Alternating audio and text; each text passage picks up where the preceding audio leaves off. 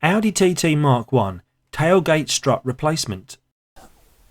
Hi all, Andy here and welcome back to the channel, where first off I must apologise for the state of the car. I will give you a close up in a moment. Took it out for a little spin on Sunday, roads were damp, it is filthy, I've put it away and the road grime has dried on the car and it looks a mess. Anyway, that's not why we're here, but I am here to solve a drooping tailgate problem. Before we get started, can you help Andy Charger out?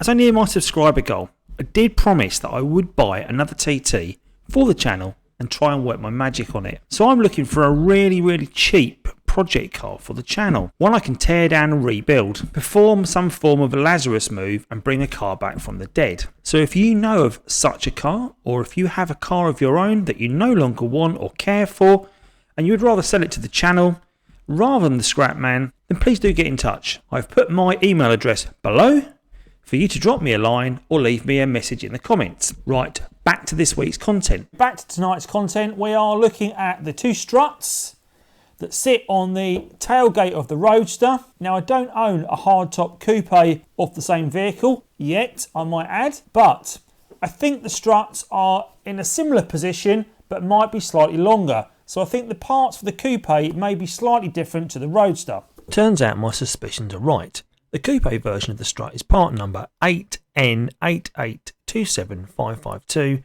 and the Roadster version is slightly different at 8N7827552. They seem to be rated at different forces. The coupe version exerts 520 to 620 Newton meters of force depending on the brand, and the Roadster version only 200. I presume this is due to the much larger and heavier tailgate or boot the coupe has to support. Replacements online seem to be around £10 each, and there seems to be a load of stock. A shame the seat strut is not as cheap. So my tailgate opens but tends to drift shut if I don't have it all the way open. The struts are probably 20 years old and have worn out. The good news is the struts are replaceable. Let's get the tailgate open and look at what the problem is. Okay, so I'm not opening it up the whole way, but you can see the struts no longer support the weight of the boot or tailgate unless it is in its fully open position. Here you can see the left hand strut extended with the piston exposed. Normally these feel very smooth, but this one almost has a powdery feel, like the inside grease is breaking down and the strut case is rusty and pitted. The strut is attached to the car body at one end and the boot lid at the other. There is a small ball and socket type connection, with the ball being part of the car and the socket being the strut. The socket has some movement and flexibility, but it is secured by these metal retaining clips.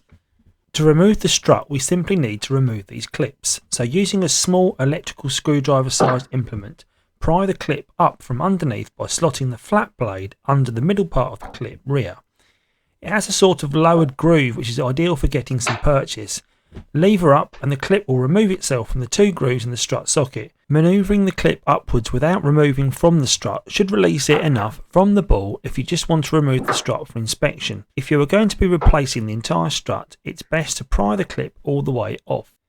The process is exactly the same at the top of the strut where it attaches to the boot lid. Now, a failed strut may allow you to compress it due to its loss of performance, but an intact one will not.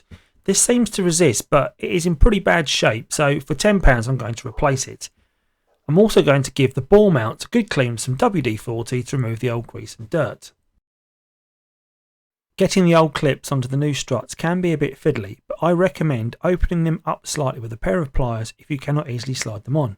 The shape of them should allow the clip sides to slot into the grooves. You can allow the clips to snap all the way into place at this time, as the strut simply push fits to the car. Then place the strut sockets over the balls and click the clip home. It's an easy cheap fix that only needs a screwdriver. When testing, the struts now hold the boot open, so that is job done.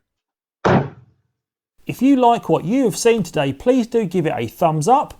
Also think about subscribing to my channel for more Audi TT content, where you will find a whole host of Audi maintenance videos covering things such as oil changes, hood repairs, air filter changes, replacing the water pump, removing drive shafts and replacing CV boots, headlight washer repair, headlight restoration, MOT checks, and a video on what is your Audi TT worth checking out. Once again, thanks for watching and see you soon. Take care.